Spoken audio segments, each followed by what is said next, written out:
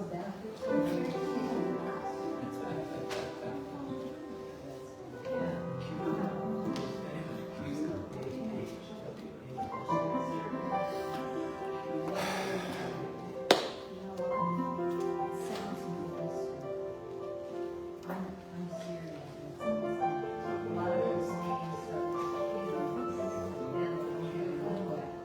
Marty? What do you need?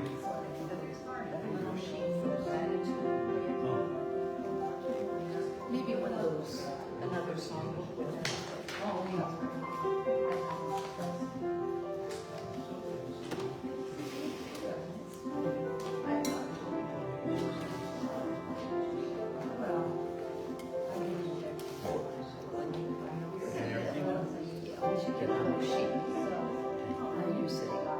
I'm standing right here. I can grab a chair. I can do that. Okay.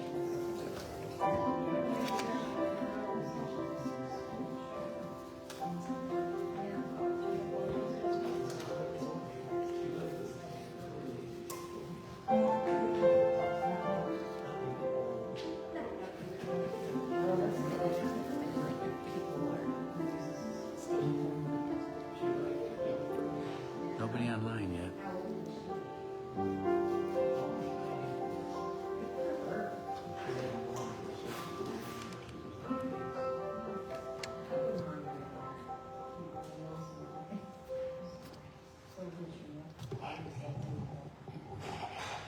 Hello, welcome everyone. Happy Sunday. So glad that you arrived, and a big hello to those online. I know a lot of people will be staying inside still today due to the air quality. So we're glad to see you and those who made it here, and welcome to you at home as well. And to open our service, I'm going to have we'll stand and sing our opening song called The Opening, which was from our Corey Williams. Please stand if you're able.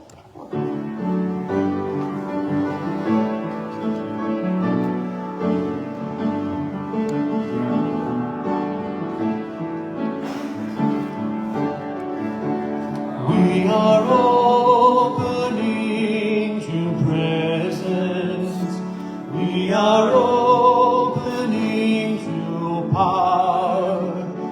We are opening to light and love in this holy hour. We are opening to gratitude. We are opening to grace. We are opening to faith and flow in this sacred space. Our open hearts and minds now to this time of truth we bring in fellowship and freedom. In this our opening, in this our opening, this is our opening.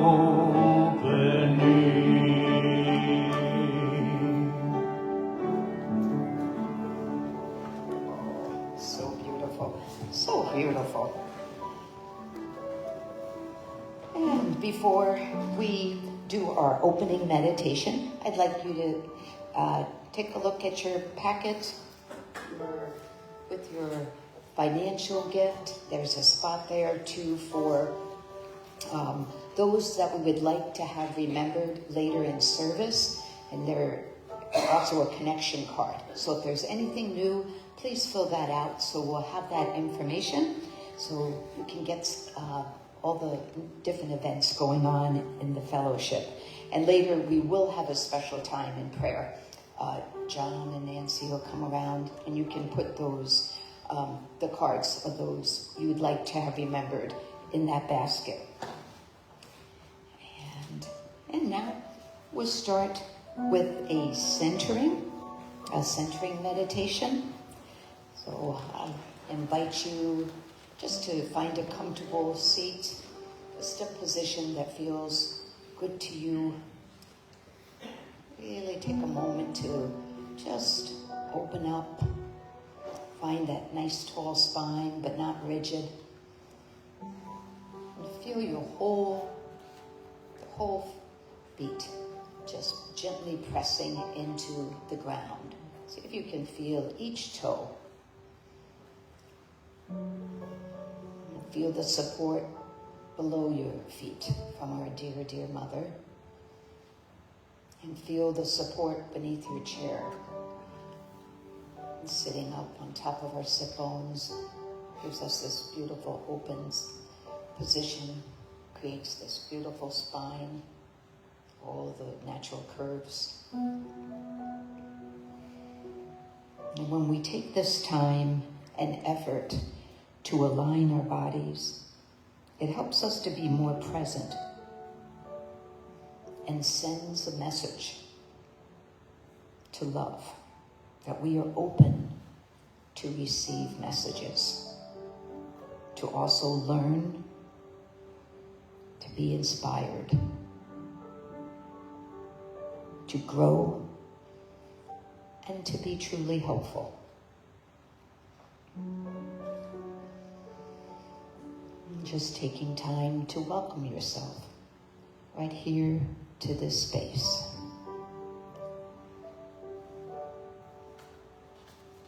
And let's take some nice, slow, deep breaths in together. And that nice, slow out breath can be our audible sigh. And let's do 2 more like that. Take that breath in, filling into the low belly.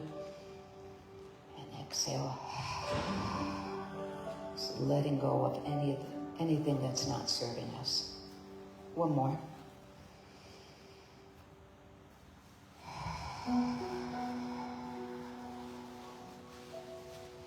And we're taking this time to prepare for our inner listening and centering. And just letting go of any thoughts that aren't serving us. We just set them aside. The hurriedness of the day, stress, worries, just set them, truly, let them go. Let the shoulders relax.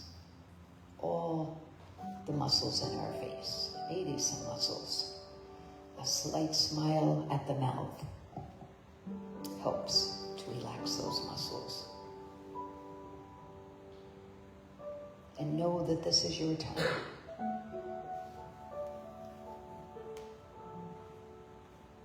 This is the time we come together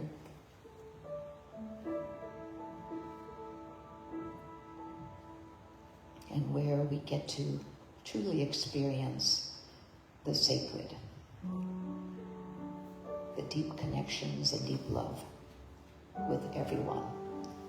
This web of connection that we have, whether it be online or here in person. And I'd like to share with you one of my favorite quotes. It's from Ingrid Golf Madriff. It says, God spoke to me today in flowers, and I, who was waiting for words, almost missed the conversation. And let us be open to love in whatever form it may take. And taking another deep breath in and out as we slowly come back to our space here.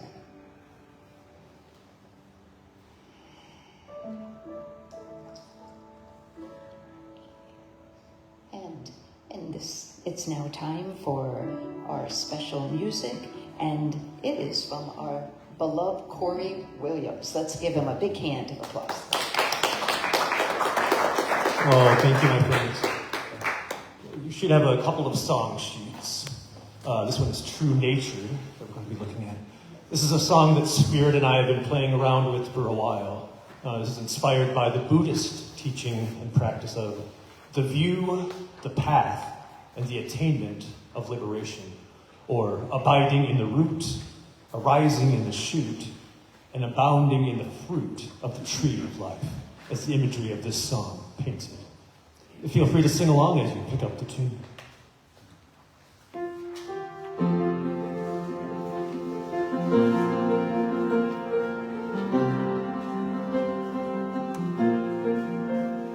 I abide in the root, I arise in the shoot, I abound in the fruit of the tree of life.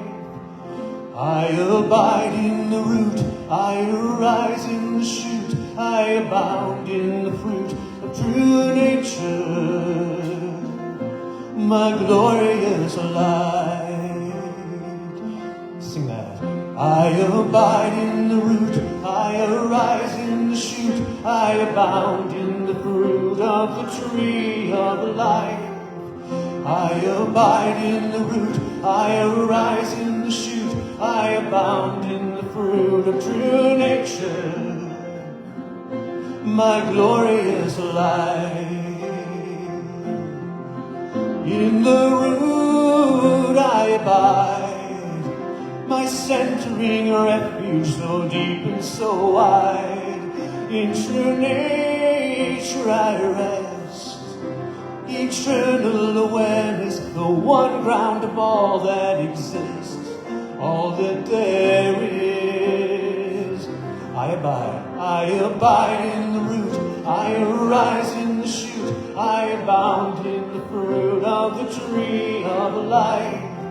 I abide in the root, I arise in the shoot, I abound in the fruit of true nature, my glorious life.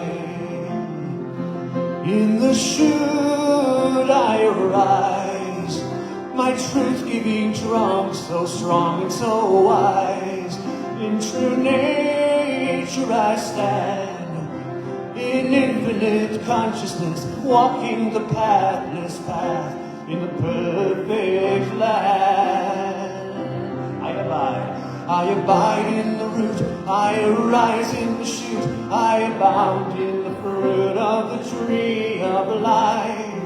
I abide in the root, I arise in the shoot, I abound in the fruit of true nature, my glorious light. In the fruit I abound, the blossoming bliss I behold all around. This true nature I am, in endless experience, knowing myself again and again. I abide in the root, I arise in the shoot, I abound in the fruit of the tree of life. I abide in the root, I arise in the shoot, I abound in the fruit of true nature. I abide in the root, I arise in the shoot, I abound in the fruit of the tree of life. I abide in the root, I arise in the shoot, I abound in the fruit of true nature, my glorious life.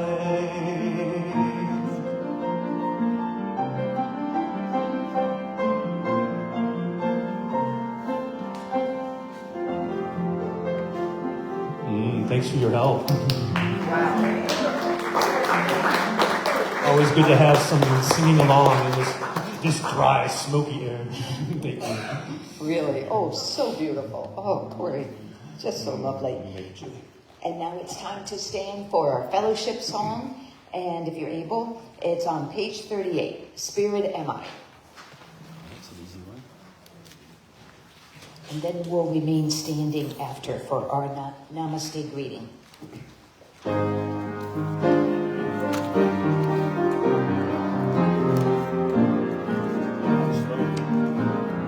Spirit am I, a holy child of God, free of all limits, safe and healed and whole, free to forgive and free to save the world. Peace be to me, a holy child of God. Peace to my sister, who is one with me. Let all the world be blessed with peace through me. This holy instant I would give to you. Be you in charge, for I would follow you. Certain that your direction gives me peace.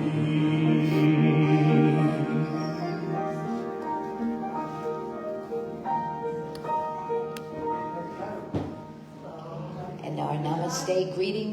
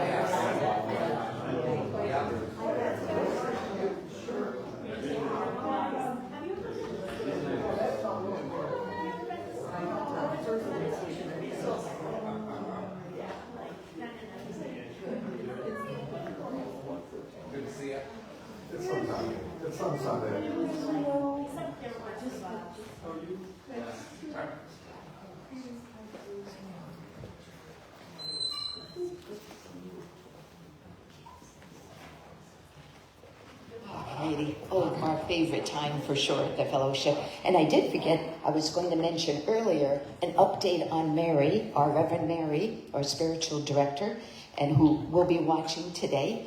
Hi, Mary. We can say hi to Mary. Let's do it. Hi, Bill, everyone. You got a big hi from everyone, Mary. Do it again. Good. We miss you. Yeah. And Mary is home now, and she's healing. Yes. Yes. So yeah, we're sending lots of love, and yeah.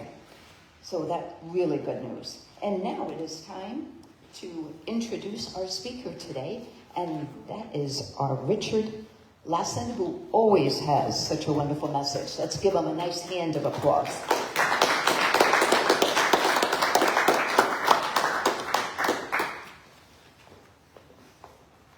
Good afternoon. How's everybody doing? It's good to see you all.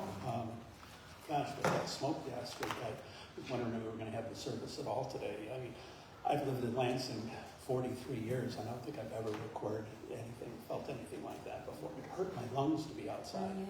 I don't know if you saw the pictures of the Mackinac Bridge, and the visibility was only like 100 or 200 feet. It wasn't fog, it was smoke, and it was just like, dangerous to be outside. So I like to start out like I normally do with most things, is that I'm going to do a little mindfulness meditation. So keep your eyes open, get comfortable in your chair. And why do we do this? Why do I do this? And then that it's a practice about being fully present in this moment. It's the antidote to anxiety and depression. There is no future. There's only the now moment. There's no past. And when I focus on this present moment, all the things that bother me drop away. This is a time to see and hear things without commentary or filtering. To be a witness of what is in front of you. To observe without the constant chattering of the ego. So, as you're looking about, maybe in the back or up in the front, you can see trees. Absorb that. We see a tree and we're planting.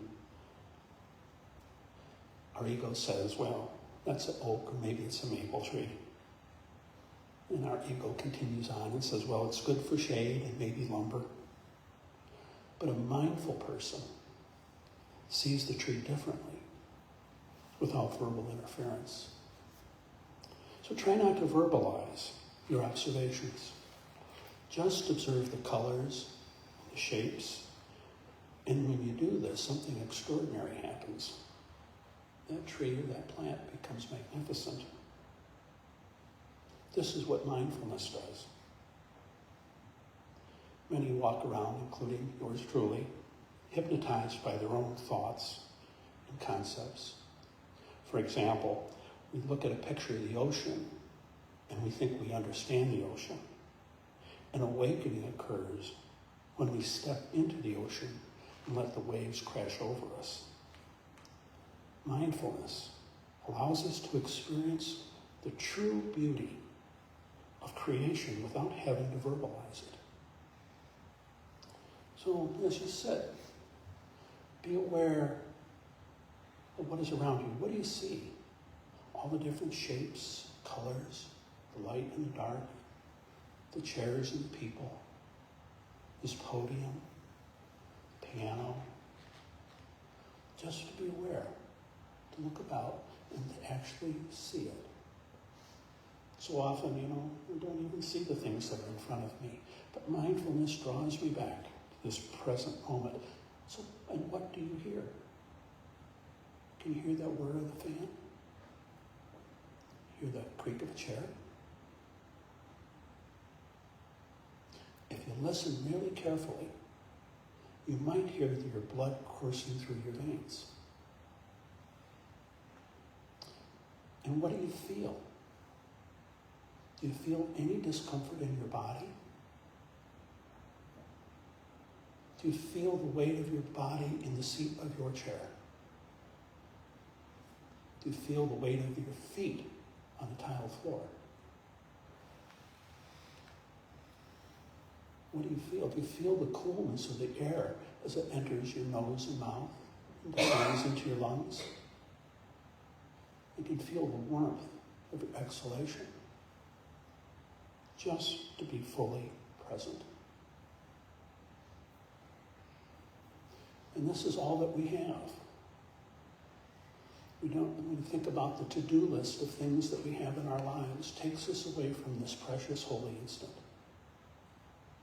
Whatever that we're looking for, the healing that we're looking for, the peace that we're looking for, occurs in this holy instant of the present moment.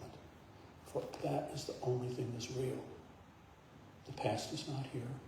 The future doesn't exist. It's just this now moment. It's a wave of consciousness and our awareness of all the things that are about us. So,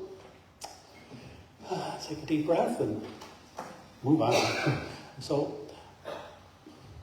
it's funny when I make these talks, I'm not actually, I go through lots of changes and thoughts and ideas, and there were edits up until just a few minutes ago, and I was thinking about, gardening, and what I have learned through gardening. I'm a part of the Lansing's Garden Project. I don't know if you're familiar with that. It's affiliated with the Greater Lansing Food Bank.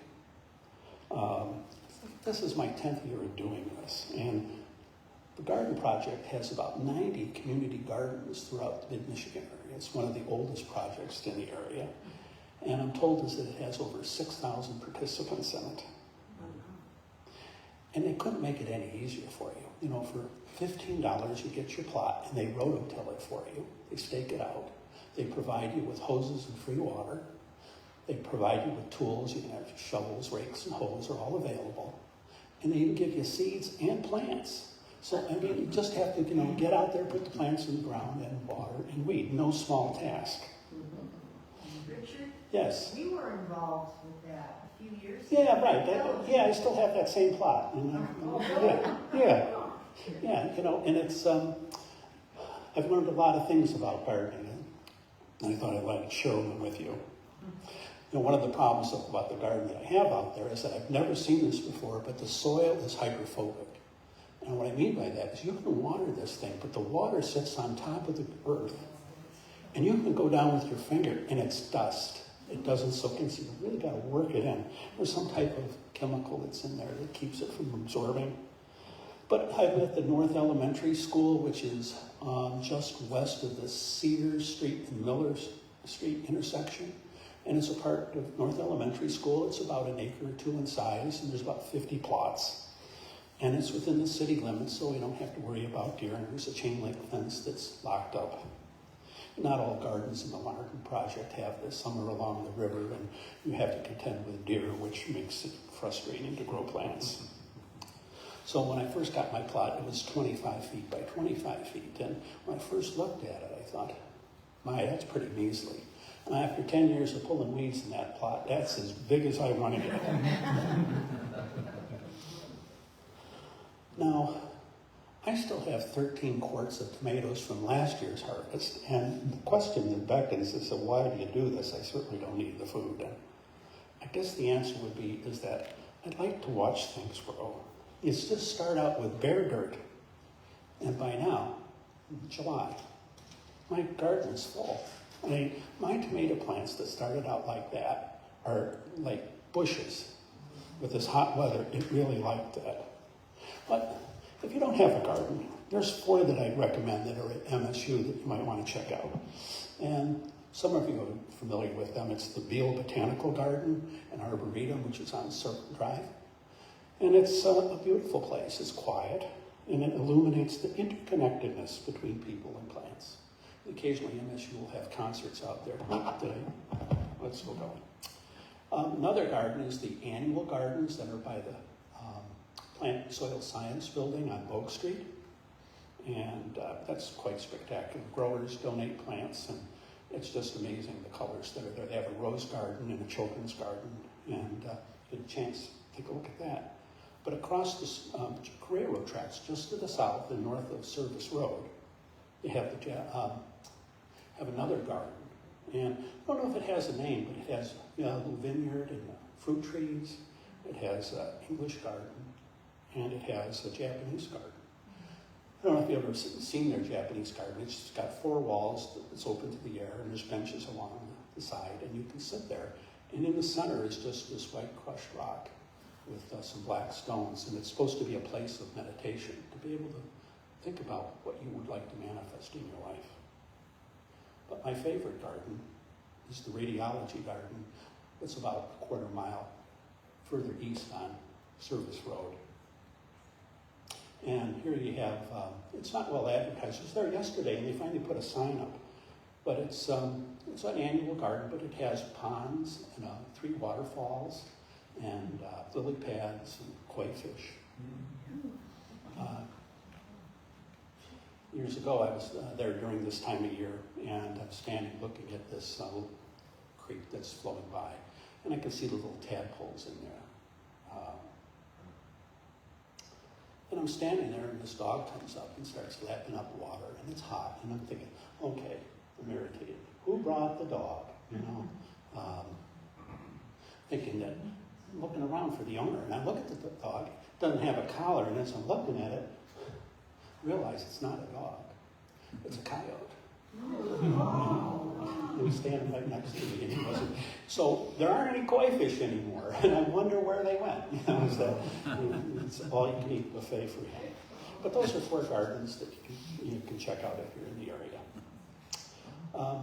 And so I'd like to share with you some of the spiritual axioms I've learned while gardening. Number 1 is that I generate better thoughts when I'm in a garden. I love the quietness that the garden offers. There's just something captivating about walking quietly amongst flowers and plants. I believe that life is like a garden. In the beginning, it's just bare dirt. And I may not like what I've been given, but it's mine. Number 3, I get to decide what I want to grow in my garden and in my life. No decision is a decision. Weeds are inevitable. They're going to happen, and my job is to temporarily remove them and let my plants and aspirations grow. Number 5, there's no guarantee that there will be a harvest. Think about that. You know, sometimes I think about how life will be great when I get older. But you have to be able to make it to retirement. Number 6, hard work does not have to be onerous. There is joy in physical labor. The miracle of life is embedded in the plants and the seeds I sow. It reminds me that the miracle of life is also embedded in me. Number 8, too much attention can be as bad as too little attention. Overmanaging my weeds means that sometimes I step on the plants I esteem, and overthinking also produces damage. Number 9, gardening teaches me patience. There's no immediate reward. Plants grow slowly, but they do grow. And number 10, I remind myself that come November, everything in these gardens will be dead. But that isn't the end of the story. Surely winter will come, the snow will be here, the garden will be frozen over. But spring comes back, and the guy who wrote it tells it will do it again. The plots will be there, and new life will come back. It is the cycle of life and death.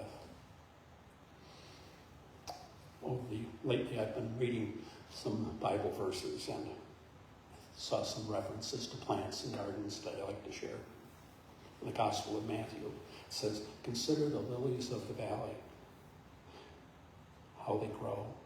They toil not, nor do they spin."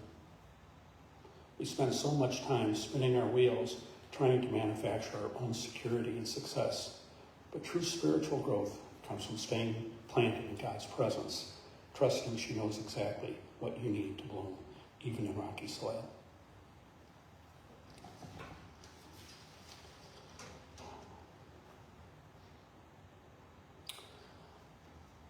I need to stop for now. And I'm kind of feeling a little ill. I'll be back in a minute. Oh, sure. Okay. You bet. Let's do Music. thoughts or prayers. Yeah. On page 35, our thoughts, our prayers. Let's sing together.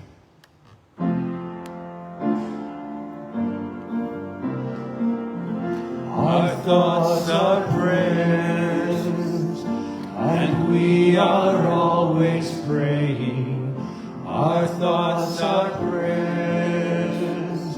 Take charge of what you're saying. Seek a higher consciousness, a state of peacefulness, and know that God is always there. And every thought becomes a prayer.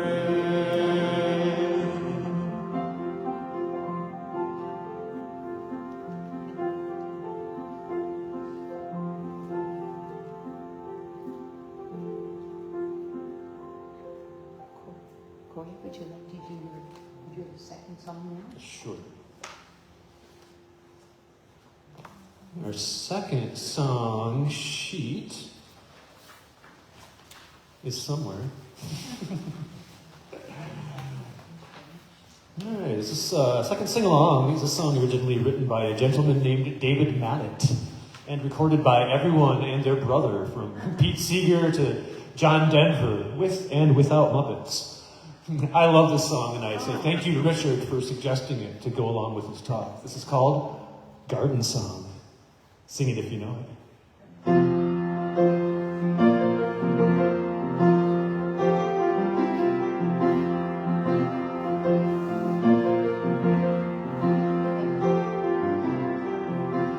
Inch by inch, row by row, gonna make this garden grow. All it takes is a rake and a hoe and a piece of fertile ground. Inch by inch, row by row, someone bless these seeds I sow. Someone warm them from below till the rain comes tumbling down.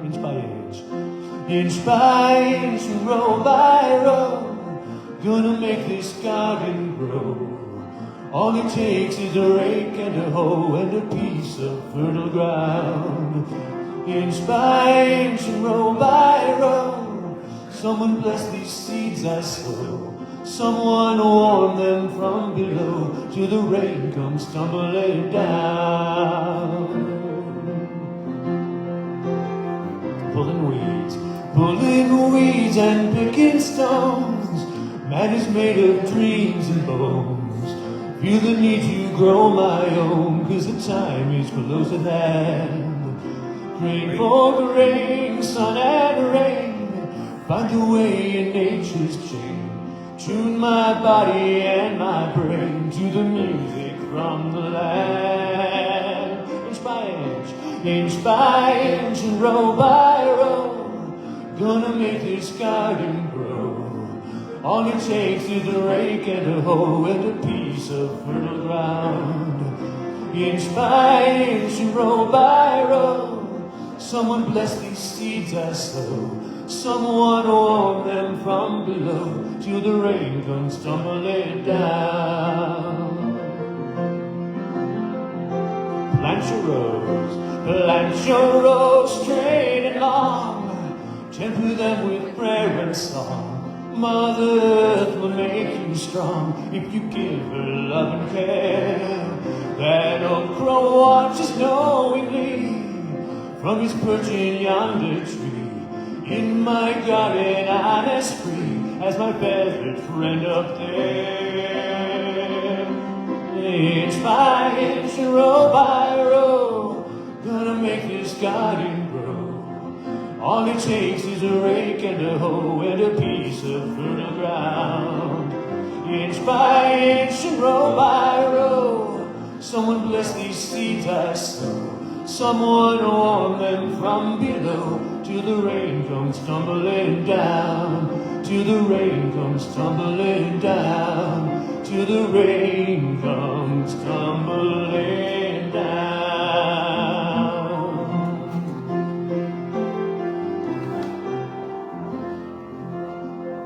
Perfect timing. Thanks, Corey. Would you mind if I finished? Oh, please do.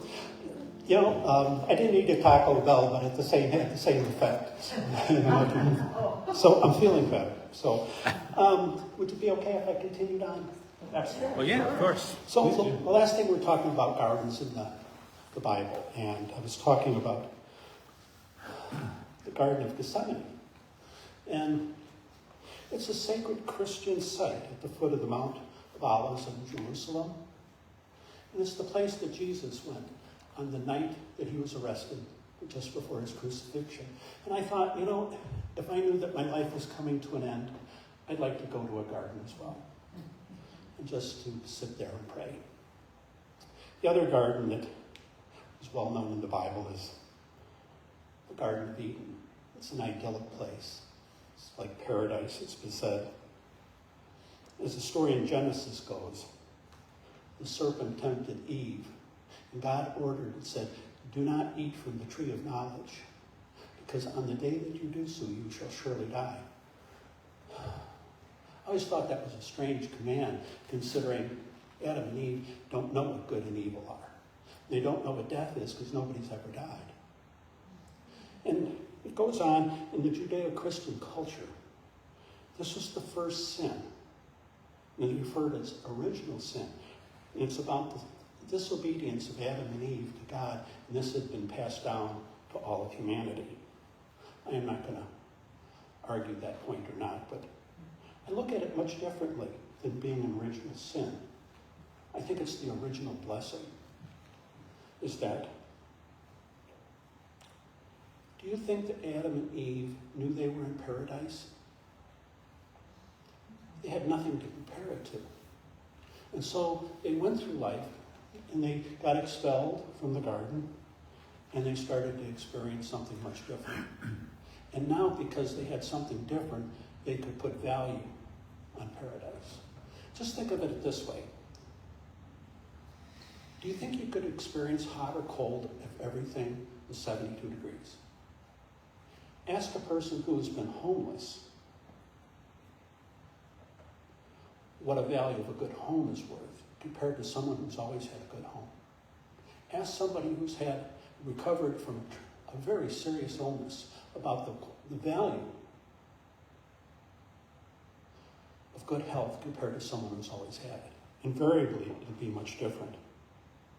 So, I have a card in your packet. What I'd like you to do is write down 3 things there that you would like to grow in your garden of your life. There's no right or wrong answers. You know, just jot down 3 things, and we'll take a minute to do that.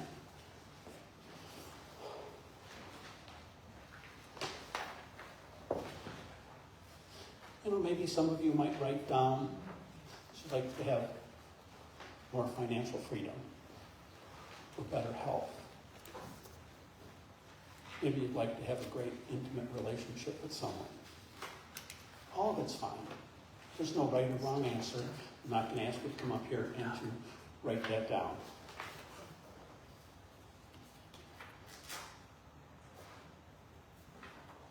So when you've completed that part, why don't you turn the card over and write the 3 opposite things that go with that.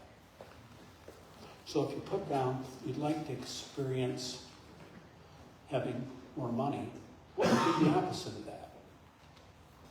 Maybe bankruptcy, going broke.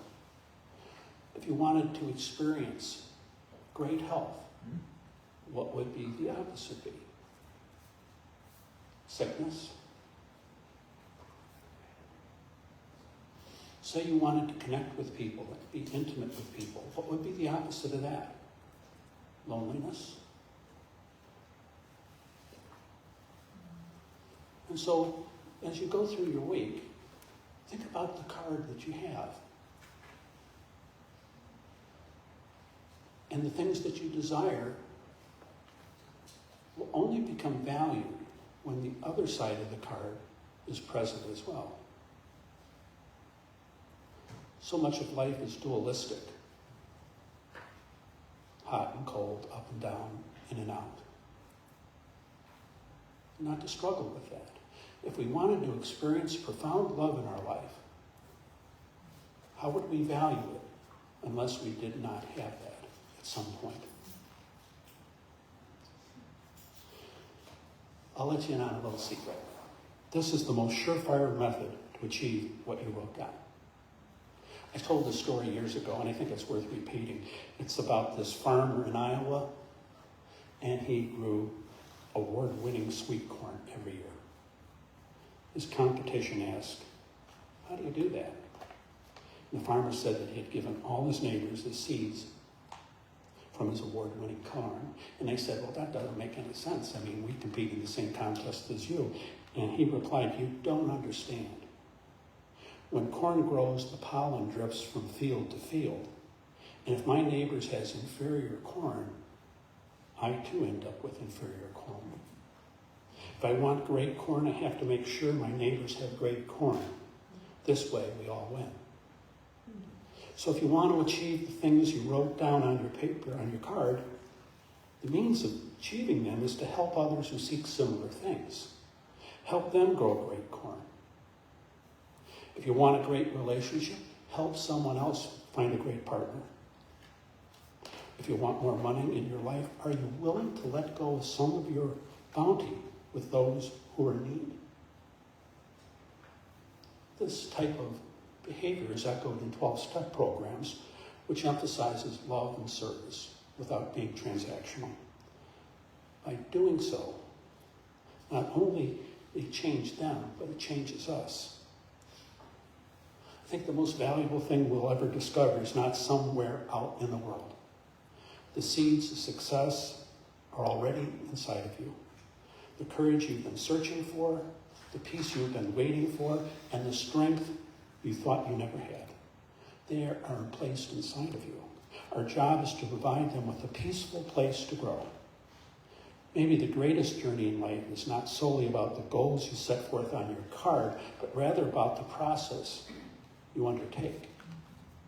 And the hardship we invariably experience is also a blessing, as it allows us to appreciate the things we esteem. Maybe some of you wrote down that you want to feel gratitude. I'll share some thoughts on this. There is a common paradox about being grateful. I know I should feel grateful, but what do I do when I don't? Face it, life sometimes can be hard.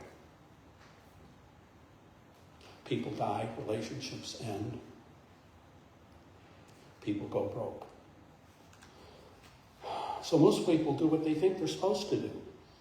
They try to force gratitude when they're really not feeling it. I'm not saying that's not wrong. I'm saying it's wrong. But the fastest way to experience gratitude isn't to go looking for it, but reaping the reward from doing so. Just like the farmer who helped his neighbors. And how do we do this?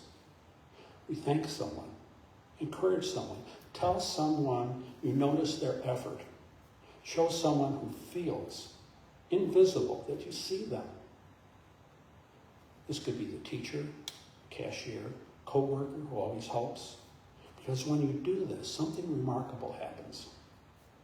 The joy that you create in others has a boomerang effect and returns to you. It's all right if you don't feel grateful, but you can be the reason for someone else to feel grateful.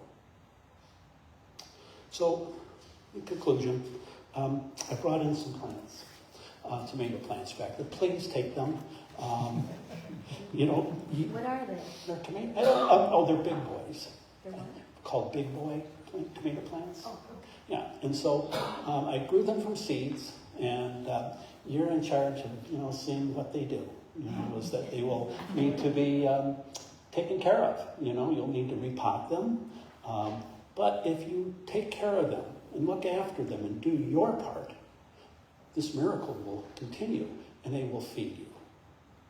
And I think that's what gardens have taught me. I wish you happy gardening in your life. Thank you.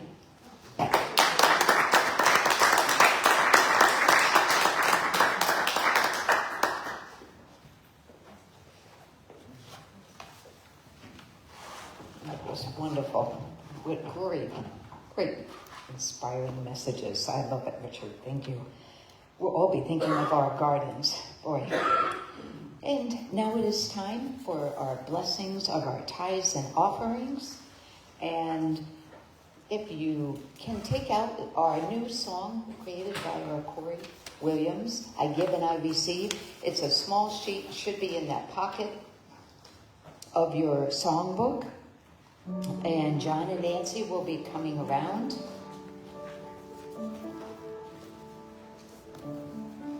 Just a big thank you to everyone. All of our services and all that we do here at the fellowship is because of your generous gifts. So to have these wonderful services, thank you so much. Go ahead, Julie. Have we set a date for the picnic that was canceled yesterday? We'll talk about that in announcements. Okay? Yeah. I give and I receive, as Spirit lives and breathes. I receive and I give, as Spirit breathes and lives. I give and I receive, as Spirit lives and breathes. I receive and I give, as Spirit breathes and lives. I give and I receive, as Spirit lives and breathes. I receive and I give, as Spirit breathes and lives. Okay, and if everyone can join me on the front of the bulletin for the blessing of our tithes and offerings. We'll read this together.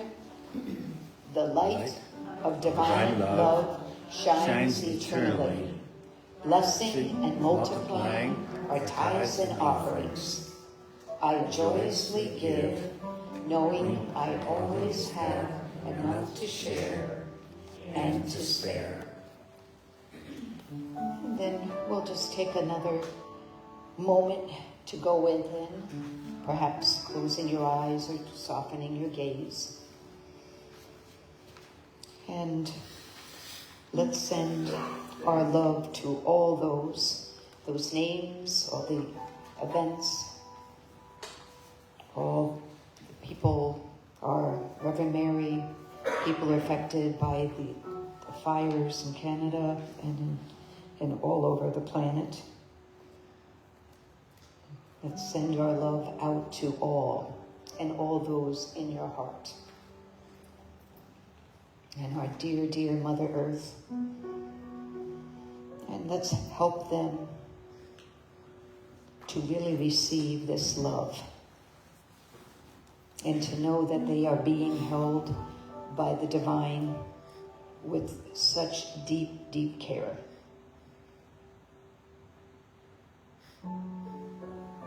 And let all know without a doubt that they are the beloved children of God, of love. Blessed, whole, never alone, and always tended to with deep care. This is our prayer. And just taking a nice slow breath in and out, coming back to our space. And Corey did sing the wonderful song already, and that was a great idea from Richard, that song. So let's honor that song again. Let's give it a big hand of applause.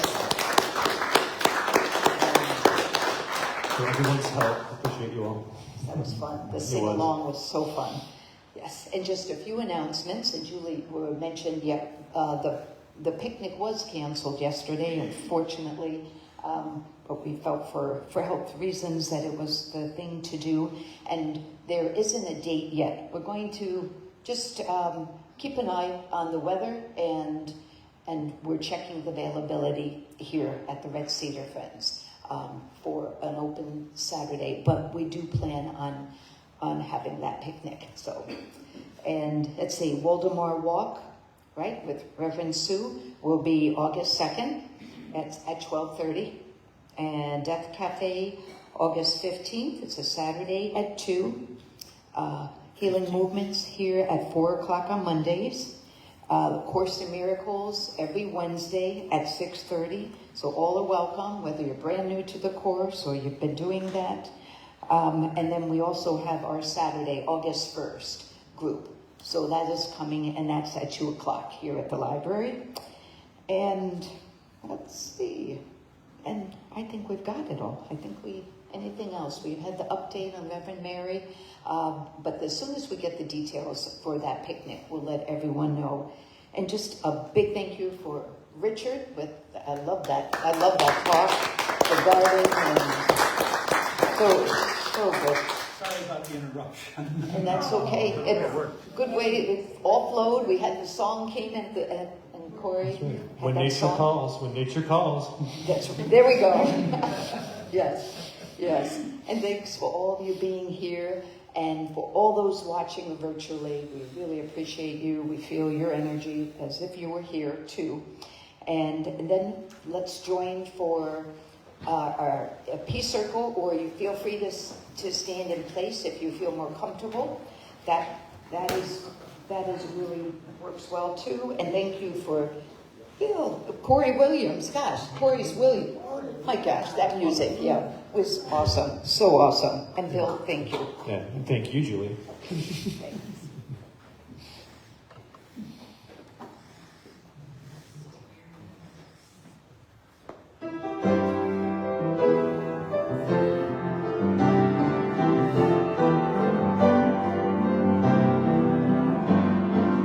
Let there be peace on earth, and let it begin with me. Let there be peace on earth, the peace that was meant to be, with God as creator. Family are we. Let us walk with each other in perfect harmony. Let peace begin with me. Let this be the moment now. With every step I take, let this be my joyous vow. To take each moment and live each moment in peace eternally.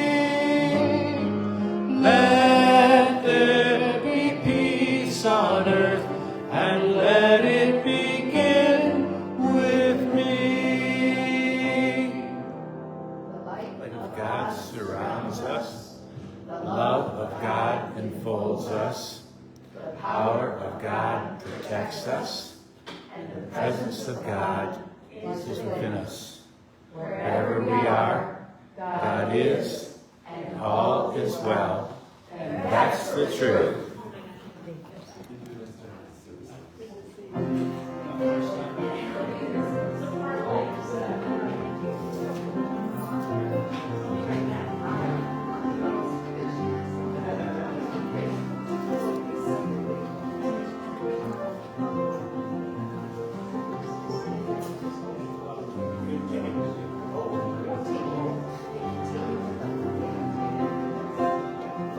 August 2nd.